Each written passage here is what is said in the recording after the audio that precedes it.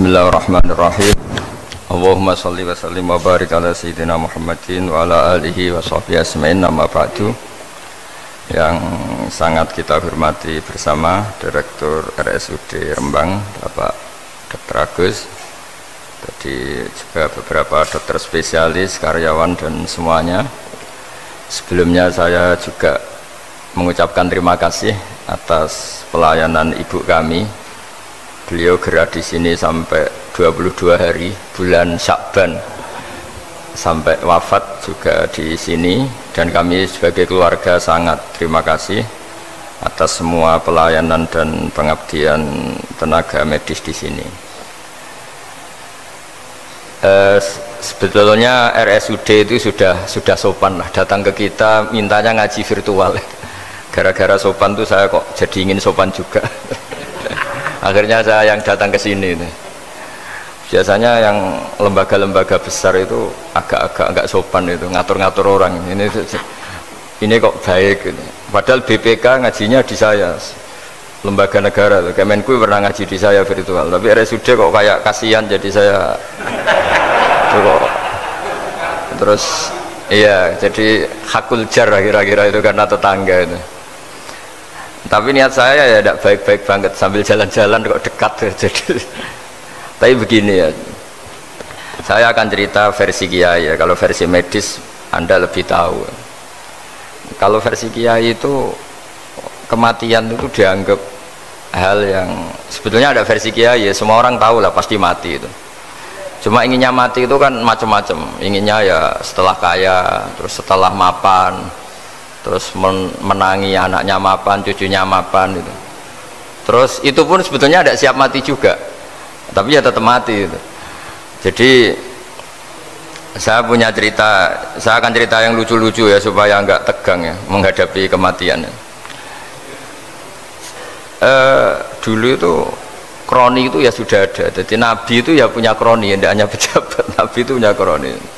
Nabi Sulaiman itu bisa terbang gitu. Ya mulai dulu manfaatkan angin, jadi angin itu mulai dulu memang luar biasa dimanfaatkan. Orang sekarang mulai tenaga angin, pakai rem angin, mulai dulu angin itu luar biasa. Nah itu teman dekatnya Nabi Sulaiman tuh ya agak sopan tuh bilang gini, itu Pak Nabi itu kalau nanti ada malaikat Israel saya pinjam anginnya supaya tidak bisa ngejar saya katanya.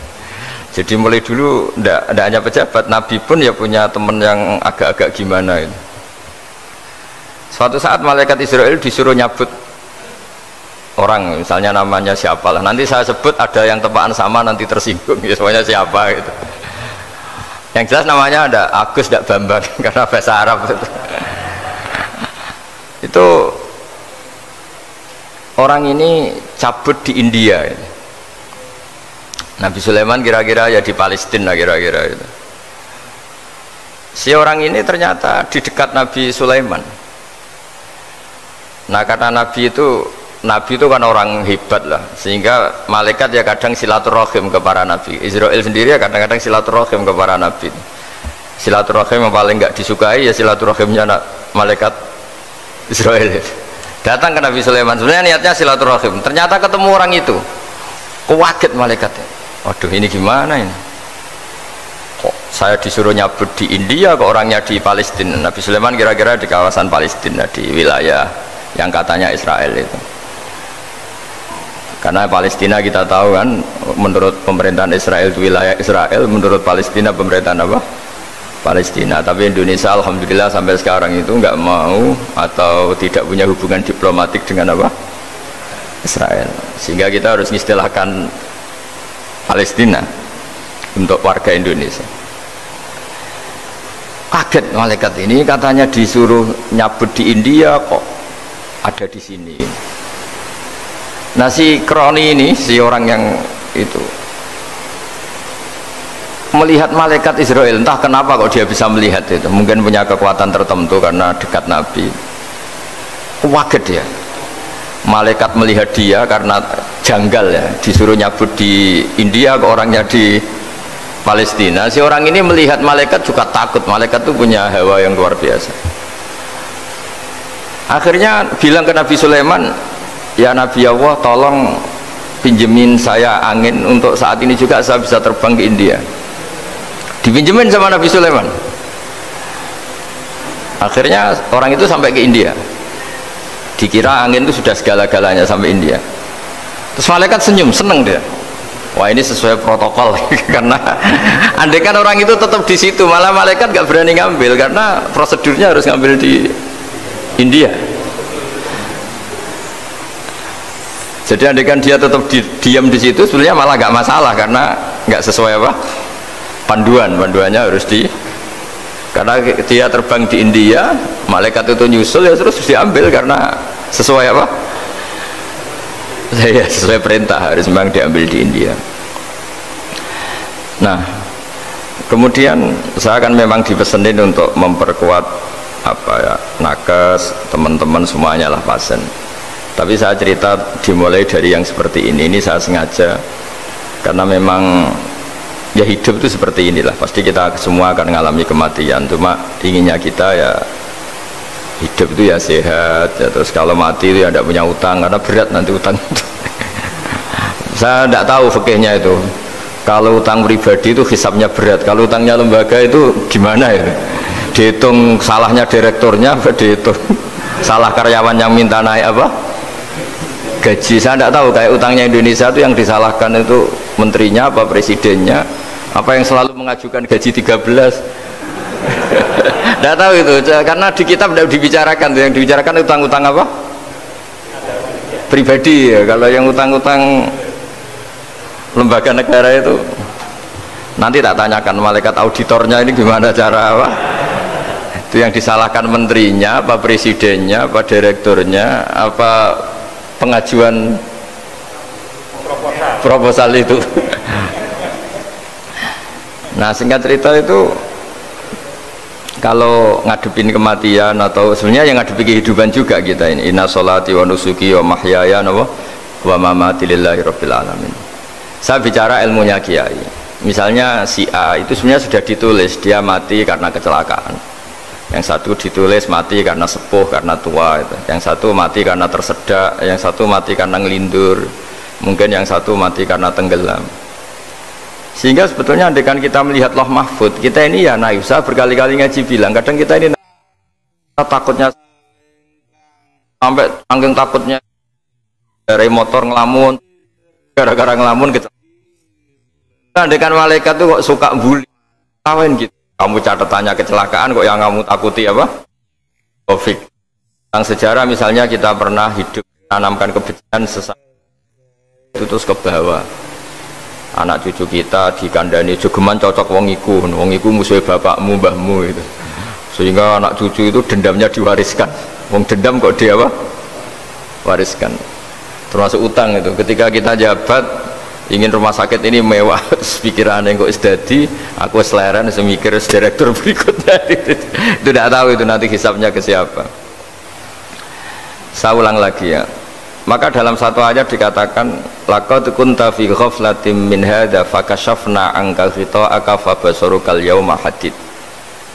Manusia ketika di dunia itu dianggap tidur itu dengan tanda kutip itu bodoh itu tidak tahu. Fakashafna angka ghita'aka, nanti setelah kamu mati itu pinter, tapi ketika anda pinter sudah meninggal sudah tidak bisa memperbaiki kesalahan-kesalahan kita. Nah kenapa kita dikatakan sekarang ini tidur? Karena kita ini sering menyaksikan sesuatu yang sebetulnya tidak ada hubungannya dengan kita, tidak ada hubungannya dengan kebutuhan kita. Misalnya kita ngelamun berkhayal ingin hidup kaya raya sejahtera jabat orang lain anak buah semua. Ternyata itu nggak penting ketika kita di akhirat. Yang penting adalah anda meninggal dalam keadaan menghamba kepada Allah Subhanahu wa ta'ala. Saya berkali-kali ngaji, kalau saya berkali-kali bilang andai kan hati kita nanti direkam Allah, nanti di akhirat sudah direkam orientasi kita, direkam nanti Pak Agus misalnya ingin punya mobil, punya rumah mewah, punya apa, terus orientasinya gitu di depan Tuhan yang menyuruh kita, mensyariatkan kita, inginnya itu ya jadi hamba Allah terbaik, jadi kekasihnya Allah, jadi hamba yang bersujud, dari hamba yang bersedekah. Jadi ini kan tidak sambung. Ada cita-cita versi Allah yang dianjurkan Allah, yaitu bercita-cita jadi hamba yang soleh, yang bermanfaat, yang memanfaati orang banyak. Kemudian ini ada cita-cita yang hadzun nafsi, ingin mapan semua orang anak buah. Hal-hal seperti ini itu harus kita jaga, jangan sampai terjadi. Makanya di semua kitab pertama mendahulukan bab niat itu ya faman kana hijratu ilallah wa rasuli fa hijratuhu ilallah wa rasuli. Orang baik itu orang yang orientasinya itu menuju Allah Subhanahu wa taala. Lalu yang kurang baik adalah orang yang orientasinya itu ya harta, perempuan, pokoknya inginnya itu hal-hal yang kepentingan dirinya sendiri. Nah, lalu kenapa kita kadang tidak tahu? Ya tidak tahu itu karena tadi kita kalau tidak wiridan itu tidak punya efek samping kan. Tapi kalau kamu nggak punya uang kan terus lemes. Karena ngerti itu terus uang itu penting, wiridan tidak penting. Nah dari kesimpulan itu sebenarnya kita menjadi bodoh ya. Karena menjadi bodoh ketika Anda meninggal ternyata uang ini nggak penting, wiridan ini penting. Tapi tahu kita terlambat setelah kita meninggal. Nah di sini saya ingin mengingatkan apapun kondisi kita yang jelas itu ingat selalu kepada Allah Subhanahu wa taala. Caranya ingat gimana? Kata Nabi, kamu bayangkan musibah yang lebih ekstrim, kamu akan tahu yang kamu alami itu ahwanu wa aisar, yang kamu alami itu ringan sekali, ringan seringan-ringannya. Saya beri contoh ya, kalau Anda belajar, kalau dalam bahasa pondok itu falak, mungkin kalau bahasa umum itu apalah, ilmu apa, misalnya orang ahli meteor, ahli apalah, ahli perbintangan, ketakutannya pasti benda langit ini jatuh kemudian menimpa bumi. Nanti kalau Anda ahli geologi itu takutnya bumi ini likuifaksi karena sumber daya alamnya sudah begitu dikeruk, dimanfaatkan. Nanti yang ahli teroris atau yang ahli ekstremis itu takutnya itu ada teroris. Yang ahli sosiologi takutnya Indonesia itu chaos. Kalau chaos ya saling bunuh, saling. Jadi semuanya ini ketakutan ini semuanya mengarah terhadap kematian. Kecelakaan lalu lintas ya menjadikan orang mati, likuifaksi kayak kemarin di Sulawesi ya iya, gunung meletus, gempa, tsunami. Nah ketakutan yang menjadikan kematian sebenarnya banyak. Kalau baru tsunami aja ya orang takutnya ke tsunami, nanti kalau ada kematian gempa ya takutnya gempa, kalau temanya covid ya takutnya covid. Terus kalau ada tetangga mati karena ngelindur ya baru gue ger nak turu hati-hati nggak nak mati ngelindur. Jadi nah masalahnya kan kita tidak tahu, nggak tahunya itu ya tadi takutnya covid ternyata catatannya itu mati kecelakaan, takutnya kecelakaan ternyata matinya itu ngelindur, kan kita tidak pernah tahu. Dari tidak pernah tahu itu kemudian agama datang dengan anjuran sudahlah kamu tawakal bahwa semua urusan kamu di tangan Allah Subhanahu wa taala. Inna sholati wa nusuki wa mahyaya wa mamati lillahi rabbil alamin la syarikalah. Yes, ibadah kita, sholat kita, hidup kita, mati kita semua di tangan Allah Subhanahu wa taala. Sehingga dengan berpikir begini ini melihat covid itu ya kayak melihat potensi kematian yang lain, kayak karena gempa, likuifaksi, kecelakaan, karena ngelindur, karena macam-macam. Kenapa saya membuat apa atau menyarankan ya supaya orang berpikir demikian, supaya bersyukur bahwa kita ini dihimpit, disekelilingi penyebab kematian tadi. Kalau kita ahli meteorologi mungkin takutnya itu asteroid jatuh, terus kemudian meteor jatuh yang nggak habis digesek oleh sistem alam, terus macam-macam. Yang ahli gempa juga takutnya gempa, yang ahli tsunami takutnya tsunami, yang ahli sosial takutnya Indonesia chaos, kemudian saling apa? Bunuh, saling apa dan sebagainya dan sebagainya. Nah dengan keadaan seperti ini kita ini baik sekali, bukan sekedar baik sekali. Kita tidak mengalami chaos sosial, kita tidak mengalami likuifaksi, kita tidak mengalami benturan benda langit di bumi kita. Karena itu sekali terjadi bukan 1-2 lagi, tapi habis seluruh Indonesia, mungkin seluruh dunia. Nah di sini cara Allah membuat kita selalu bersyukur bahwa hal-hal itu tidak terjadi. Jadi ada sebuah ayat yang Allah selalu mengingatkan, aamintum man fis sama ayakhsifa bikumul ardo fa idza hiya tamur. Kamu boleh sekali-kali berpikir bumi ini justru potensinya itu likuifaksi, potensinya itu hancur karena di bawah itu ada magma, ada apa minyak, ada macam-macam. Ini kan di bawah ini kan ngerongkong cara Jawa itu karena diambilin terus. Piro-piro diambil ya ini ya ono masih bisa dipakai. Belum sistem bumi sendiri, wafil arti kita mutajawirat, bumi sendiri itu berupa lempengan-lempengan. Setiap saat itu potensinya geser, sekali geser ya jadi gempa itu. Terus belum benda langit yang potensinya juga jatuh, sekali jatuh ya habis kita. Jadi yang kita ini dikepung sekian potensi yang bisa menghancurkan kita. Tapi nyatanya mulai Nabi Adam sampai sekarang itu ada kehidupan, ada khayal. Sing Joko ya kepengen payu rabi, mungkin sing wis payu rabi ya mbah kepengen mbah roh. Macam-macam lah. Tapi yang jelas itu wong dikepung kematian kok ya khayalnya masih tinggi gitu. Lah nggak pernah ngayal ya orang yang utang ditagih itu, gak kober ngayal. Soalnya wedine tanggal kredit itu.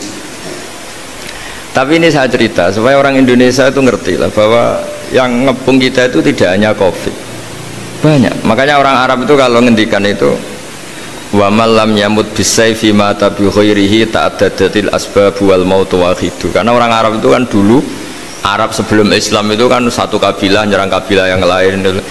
Wah itu kan harus butuh orang-orang tangguh karena dulu sistem rizkinya kayak sistem Indonesia dulu lah, kerajaan ini nyerang ini, supaya satu kerajaan punya eksistensi harus mengalahkan kerajaan yang lain. Bahkan cerita-cerita itu sama lah di Indonesia di mana-mana. Nah itu pemuda-pemuda yang gagah berani itu karena punya pegangan tadi, wa man lam yamut bisayfi toh mata biwirihi, kalau kamu tidak mati di medan perang ya tetap aja mati juga gitu. Sehingga mereka kendel gitu, kata cerita orang dulu. Ta'addadatil asbab wal maut wahidu, sebab kematian bisa macam-macam, tapi kesimpulannya tetap saja namanya mati. Lalu Islam itu mengajarkan aksiru min dzikri hadhimil ladzat, kamu harus banyak ingat mati. Tapi uniknya Islam itu menyuruh ingat mati itu disuruh justru semangat hidup, karena kita butuh bekal itu. Jadi kalau kamu ingat mati itu jangan terus loyo, terus nunggu takdir mati, itu enggak, malah disuruh semangat. Nah tenaga medis semangat mengobati pasien, yang pasien juga semangat apa mensupport dirinya supaya punya keberanian hidup. Corong Jawa nunggoni anak, nunggoni putu. Kalau saya sebagai kiai ya nunggoni santri, nunggoni umat. Jadi ingat mati itu justru dengan cara mencintai hidup, karena hidup ini adalah bekal kita untuk sanggup ketemu Allah Subhanahu wa Ta'ala. Kadang-kadang bekal itu mudah sekali. Ada orang nakal gara-gara minumin anjing yang baru haus, sama Allah dimaafkan. Ada orang yang pulang dari tempat kerjanya, ada duri di tengah jalan, disikirkan takut kena orang, diampuni Allah, akhirnya menjadi ahli apa? Surga. Ada orang yang kerja untuk orang tuanya, kemudian orang tuanya dicukupin menjadi ahli surga. Bahkan ada ahli surga itu ceritanya itu, tapi ini jangan dicoba. Ada orang sudah jelas niat nyon sewu, niat zina, sudah tinggal itu terus mikir dia saat itu takut Allah gak jadi, barokahnya gak jadi, langsung dia jadi ahli surga. Sarannya gak jadi loh ya, tapi ya udah usah dicoba. Itu kalau keterusan masalah. Jadi Islam itu menganjurkan ingat mati, tapi justru dengan cara mencintai kehidupan, karena yang jadi referensi Allah nanti di akhirat adalah perilaku kita, amal kita zaman apa? Hidup. Jadi disuruh ingat mati, tapi justru dengan cara sangat mencintai apa? Kehidupan. Lalu yang dinamakan kehidupan itu apa? Ya kita-kita ini, ada yang mengkhidmati agama, mengkhidmati orang sakit, mengkhidmati itu ya berbakti, membantu. Ada yang nata lalu lintas, ada yang nata keamanan kayak Pak Polisi, ada yang nata keuangan kayak Kemenku, macam-macam. Semuanya harus kita cintai, profesi-profesi yang oleh Islam dianjurkan untuk kita nekuni itu. Jadi saya mohon lewat cerita ini orang itu tidak fokus takut Covid. Kasihan Covid kan jadi tersangka pembunuh sini itu. Padahal di kampung-kampung orang lugu-lugu yang saking nggak ngertinya itu kalau dikasih sumbangan itu katanya itu salam neng Covid matur nuwun. Itu ribet kalau orang lugu-lugu itu. Dikira Covid itu satu makhluk atau manusia yang apa? Nyumbang itu. Jadi saya mohon semohon-mohonnya, minta seminta-mintanya, sampean harus ngitung nikmat lah. Dengan sistem meteor seperti itu di langit tidak jatuh ke kita, sistem bumi yang sudah ngerongkong gini tidak likuifaksi, terus di dunia ini banyak kimia, banyak racun itu kalau misalnya meledak kemudian dibawa angin mungkin matinya lebih massal. Ternyata semua itu nggak terjadi. Artinya nikmat yang sekarang kita dapatkan, kita nikmati sekarang itu jauh lebih besar ketimbang ketakutan kita. Nah, ini Islam selalu menganjurkan fadzkuru ala Allah la'allakum tuflihun, selalu ingat sisi-sisi nikmatnya Allah. Kamu jangan hanya sisi wah kita dikepung Covid, kita punya istri judes, punya anak nggak nurut, punya atasan sadis, punya anak buah nggak loyal. Kalau gitu terus ya kamu nggak berani hidup. Yang diingat masalah terus. Itu salah, hidup seperti itu salah menurut Islam. Yang Islam menganjurkan fadzkuru ala Allah, kamu ingat sisi-sisi nikmatnya Allah, bukan sisi-sisi kita hidup itu diuji. Saya punya sekian cerita ulama-ulama yang unik yang punya nasihat itu. Jadi ada orang kaya raya dulu temannya banyak, anak buahnya banyak. Suatu saat dia miskin terus gak ada yang berkunjung. Terus dia ngeluh, curhat ke ulama itu. Ketika saya kaya yang berkunjung banyak, ketika saya miskin kok nggak ada yang berkunjung, kurang ajar betul teman-teman saya. Terus kata kiai itu lucu kalau ada nih, ya bagus gitu dong ketika anda miskin sudah ada yang berkunjung. Loh kok bisa? Ya misalnya kamu sekarang jadi buruhnya orang, pas disuruh-suruh dibentak-bentak, terus teman kamu udah datang, malah kamu jadi tontonan toh. Mendingan nggak ada datang, jadi kamu ketika buruh orang nggak malu karena teman-teman kamu sudah tidak datang. Ya alhamdulillah kalau gitu ya. Jadi dulu satu hal yang dia dulu nganggap problem, ya kan kalau kamu misalnya dulu kaya, temannya banyak, jabat, terus yang takut banyak. Ketika sudah miskin, Yun Sawu jadi buruhnya orang, disuruh-suruh, terus teman kamu tetap udah datang. Siap nggak ada? Siap datang apa siap tidak datang? Lebih siap tidak datang sebetulnya kan? Karena nggak jadi tonton. Akhirnya dia sadar. Ya gitu, kalau dikeluhin istri saya ini judes, ya sering marahin gini-gini.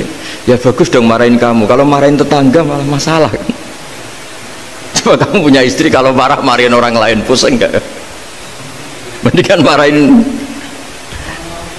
Jadi pokoknya dilatih terus. Lama-lama dia bersyukur. Nah termasuk cara kita melihat kehidupan. Ada doa Rasulullah SAW yang luar biasa, ya Allah jadikan kehidupan ini sebagai penambahan saya untuk berbuat baik. Wal mauta rohatan li min kulli syarrin, kalau saya engkau takdir mati ya anggap mawon ini mati itu berakhirnya semua potensi keburukan saya. Orang itu kan potensinya dua, buruk betul atau potensi buruk. Mungkin sekarang kita ada korupsi, tapi saja suatu saat kita korupsi. Mungkin sekarang kita ada salah, suatu saat potensi salah. Dan mati itu mengakhiri itu semua. Makanya saya berkali-kali cerita kalau ngaji, kalau orang-orang alim NU itu kalau ada bajingan mati tetap dia seksa ini baik ya. Itu tetangganya nggak mau semua. Wong bajingan darani baik, tapi kiainya ngotot harus disaksikan kalau ini baik. Akhirnya mereka bilang ya baik-baik, padahal di hati kiainya sudah tidak bisa garong lagi, tidak bajing lagi, ya baiklah gitu. Jadi sehingga orang-orang soleh itu melihat hidup itu ya biasa, melihat mati itu biasa, karena hidup adalah sarana kita menambah kebaikan dan mati adalah akhir dari segala keburukan kita atau potensi keburukan kita. Jadi Islam itu mengajarkan kita gimana menghadapi kehidupan, juga gimana menghadapi apa? Kematian. Jadi saya ulang lagi, itu ajaran-ajaran Islam yang luar biasa. Jadi ij'alil hayata ziyadatan li fi kulli khairin wal mauta rohatan li min kulli syarrin. Jadi hidup menambah kebaikan, kalau kita mati anggap saja mengakhiri semua buruk kita kalau kita sedang buruk atau potensi keburukan kita. Saya cerita ringan tapi supaya diingat-ingat. Jadi kalau kita yang nekuni, saya tadi kan sudah bilang, kita kiai yang nekuni ilmu itu ya tadi kita agak fokus bicara Covid. Inna Allaha yumsikus samawati wal ardo an tazula wala in zalata in amsakahuma min ahadim min ba'dih. Kalau kamu ahli meteorologi kan melihat ini jatuh jumlahnya besarnya sekian, Ini kalau digesek oleh atmosfer paling masih sekian, kayak kemarin Januari kan hujan meteor yang sering kena Lampung kemarin. Terus di mana-mana mesti takut kamu itu. Kalau kamu ahli gempa takutnya itu ya pergeseran lempengan bumi. Kalau kamu ahli tsunami ya takutnya tsunami. Kalau ahli sosiologi ya takutnya chaos sosial ya, sama kamu medis ya takutnya penyakit yang menular, penyakit seperti ini. Oke, kita sekarang fokus menghadapi COVID dan kita selalu berharap supaya Indonesia terbebas dari apa? COVID dan musibah-musibah yang lain. Ya tadi, apa gunanya terbebas dari COVID tapi chaos sosial kayak apa terus kita? Sehingga Islam selalu mengajarkan harus disyukuri lah bahwa kita sekarang alhamdulillah kita hidup harmonis. Kita kata Mbah Mun Bhinneka Tunggal Ika itu dimentikakno terus yang terakhir masalah air. Air itu sumber kehidupan. Di antara Allah mengingatkan kita adalah qul ara'aitum in asbaha ma'ukum ghoron famay ya'tikum bima imma'in. Bumi ini kan bawahnya ada magma, terus ada air. Normalnya air itu nggak ada. Secara teori itu normalnya air itu nggak ada karena bumi itu kan kalau ada air kan meresap. Sudah meresap, bawahnya itu ada minyak, ada magma, harusnya air itu tersedot habis. Tapi orang saking angkuhnya, saking cueknya, ngira air itu malah potensinya itu abadi. Sebetulnya kalau menurut teori alam, air itu gampang hilang kan, diletakkan di bumi ya bumi itu meresap. Nanti bawahnya itu ada minyak, ada sebagian ada magma, ada macam-macam lah. Jadi potensi air itu harusnya nggak ada malah kalau melihat sistem itu. Tapi karena Allah saking rahmannya, air ini dijaga sedemikian rupa tetap ada. Kalau melihat sistemnya kan normalnya malah nggak ada. Makanya Allah selalu mengingatkan in asbaha ma'ukum ghoron, suatu saat air yang kamu pakai yang jadi sumber kehidupan itu bisa saja tahu-tahu hilang, mungkin tersedot oleh panas bumi atau corong Jawa niku nyeresep entek atau gimana lah cara Allah menghilangkan. Famay ya'tikum bima imma'in, lalu siapa yang bisa mendatangkan air itu lagi? Ini kata para hafid, ini yang kata guru-guru ya, termasuk yang dikatakan Pak Mukhtar ini, nanti orang harus ngendikan menjawab Allahu Rabbul Alamin, hanya Allah sendiri yang bisa mengatur air ini selalu ada. Itu Pak, kalau kamu pikirkan air kamu sokkan di bumi kan mesti langsung hilang, meresap ke bumi. Bumi ada bawahnya lagi, ada bawahnya lagi, dan mungkin bukan yang paling bawah mungkin magma, harusnya itu nggak ada. Tapi Allah saking sayangnya mengatur sistem, air itu ada dan tersedia. Tapi ketika orang terlalu cuek dan angkuh sampai lupa syukur tersedianya apa? Air itu Allah mengingatkan, disuruh bayangkan, kul ara'aitum, coba bayangkan kalau in asbaha ma'ukum ghoron. Tadi kan ada khataman ya, saya ikut, terima kasih. Bayangkan kalau air suatu saat itu ghoron, menjadi hilang. Famay ya'tikum bima imma'in. Jadi saya tidak bisa spesifik memberi nasihat tentang COVID karena ya tadi yang bisa membunuh kita ini banyak ya, tsunami ya bisa bunuh, gempa bisa bunuh, likuifaksi bisa bunuh, jatuhnya benda lain kita bisa bunuh, takut tanggal utang kaget ya bisa bunuh macam-macam, semacam-macam lah, ngelindur ya. Kemarin mudik aja, yang sebelum tertata rapi aja mudik aja berapa kemarin, kalau ada apa mudik lebaran yang tahun berapa, 3 tahun yang lalu apa 4 tahun yang lalu dulu. Jadi saya mohon, ketakutan kita adalah yang hakikat adalah takut jadi hamba yang tidak baik. Itu yang harus jadi ketakutan sejati, takut kita di mata Allah tidak jadi hamba yang baik, sehingga kita jauh dari Allah Subhanahu wa ta'ala. Karena cita-cita terbesar kita dan cita-cita terbaik kita adalah jadi hamba yang diridhoi Allah Subhanahu wa ta'ala. Sebaliknya ketakutan kita sejati adalah takut su'ul khotimah, takut jadi hamba yang tidak baik. Kita inginnya adalah assalamu alaina wa ala ibadillahis sholihin, yang berhak mendapat keselamatan dunia akhirat adalah orang-orang atau hamba-hamba yang soleh. Ya tadi, untuk menjadi soleh itu gampang di Islam itu.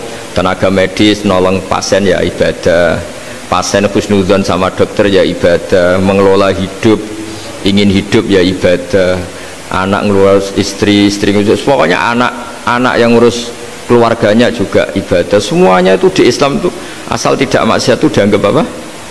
Ibadah. Dan untuk orang menjadi kekasihnya Allah kayak tadi, ada orang yang karena ngerawat hewan dijadikan walinya Allah, menghilangkan apa duri atau pengganggu di jalan jadi kekasih Allah. Itu cerita-cerita itu semuanya ringan. Bahkan tadi ada yang cerita sekedar ingin maksiat dan tidak jadi. Dalam Islam itu kan gitu, orang merencanakan maksiat kemudian tidak jadi, itu ditulis pahala. Jadi gampang sekali untuk menjadi orang soleh dalam Islam. Kalau tidak bisa itu semua, kata Nabi, takufus syarroka anin nas fa innaha shadaqatun minka ala nafsik. Kalau tidak bisa berbuat baik sama orang lain, yang penting tidak mengganggu orang lain. Terus kan enak turu ning omah ngelamun bengak-bengok dhewe aja banter-banter, tapi nak bengok-bengok banter-banter kan ganggu tangga. Itu asal tidak ganggu orang lain. Takufus syarroka anin nas. Kamu jangan sampai efek buruk kamu berakibat pada orang lain. Itu juga fa innaha shadaqatun minka ala nafsik. Itu ya bagian dari sedekah kamu. Taruh saja misalnya kalau secara ilmu medis, misalnya kita ini kok dinyatakan positif COVID, secara ilmu medis nggak boleh ketemu orang lain, terus kamu diisolasi. Kamu niatin ketika diisolasi itu tidak menularkan bahaya kepada orang lain. Itu juga ibadah. Jadi ibadah itu gampang sekali, mudah sekali.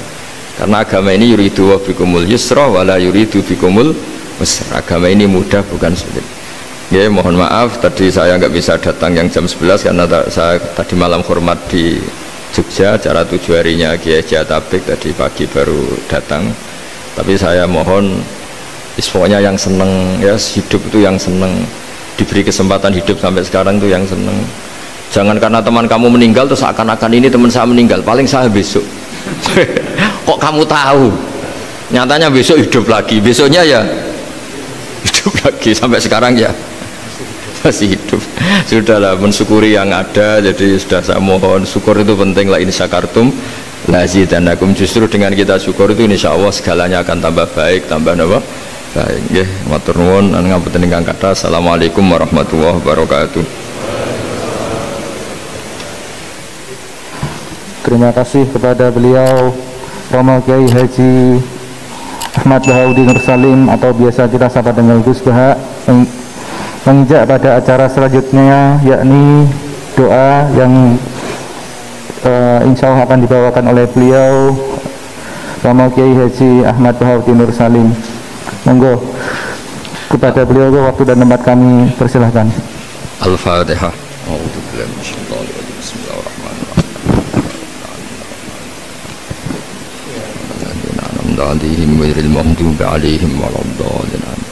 Bismillahirrahmanirrahim. Nahmaduka ya ghafur ya syakur ya rahman ya rahim ya syafi ishfina shifaan la yughadiru saqaman. Allahumma salli wa sallim wa barik ala sayyidina Muhammad alladhi 'allamana ya wa bil i'timad alayka ya wa istishfa bika ya Allah fa bi haqqi jahi 'indaka ya wa athibil ba'sa ya Allah ya rahman ya rahim. Allahumma ya Allah, Allahumma anta syafi ishfina shifaan la yughadiru saqaman. Allahumma ya wa anta syafi ishfina shifaan la yughadiru saqaman. Wasfi mardona ya Allah wa tayu mardona, innaka anta syafi azibil ba'sa rabban nas, innaka anta syafi ya Allah. Allahumma ya Allah la narju siwaka wa anta rojauna ya Allah, wa anna lan nahlika wa anta ma'ana wa anta rojauna ya Allah, faj'alna ya Allah wa ahla Indonesia salimin ghanimin mu'afin min kulli bala'id dunya wal akhirah. Allahumma ya ilahana ya wa ij'alna min ibadika syakirin, min ibadika sholihin, wa min ibadika alladhina ya Allah ma syofi ardika haunan ya Allah, na'muru bil ma'ruf wa nanha 'anil munkar. Ya Allah ya Allah ya haqqu ya mubin, is'alna ya Allah salimin wa nimin ma'afin min kulli bala'id dunya wal akhirah. Rabbana atina fid dunya hasanah wal akhirati hasanah wa qina adzabannar. Sallallahu ala sayyidina Muhammad sallallahu alaihi wasallam. Subhana rabbika rabbil izzati amma yasifun wa salamun alal mursalin walhamdulillahi rabbil alamin. Sirrul Fatihah. A'udzu billahi minasyaitonir rajim.